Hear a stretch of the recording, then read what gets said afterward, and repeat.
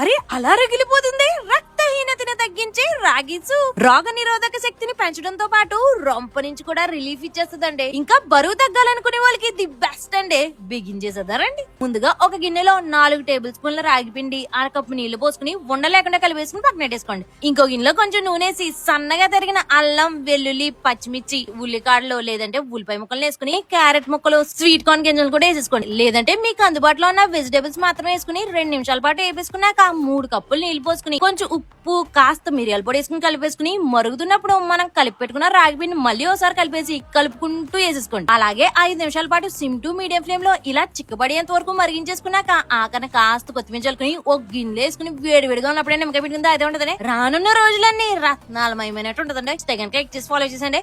మీకు ఇంకేమేమి వంటకాలు కావాలో కామెంట్ సెక్షన్ లో అడిగండి. మరి మన యూట్యూబ్ ఛానల్ కూడా కొంచెం సపోర్ట్ చేసి సబ్స్క్రైబ్ చేసుకుంటారు. వీడియోకి మాటలు రాసింది ధీరైతే, ఓ ఐసీజీ వంట చేసి మాత్రం వీణా తీరండి.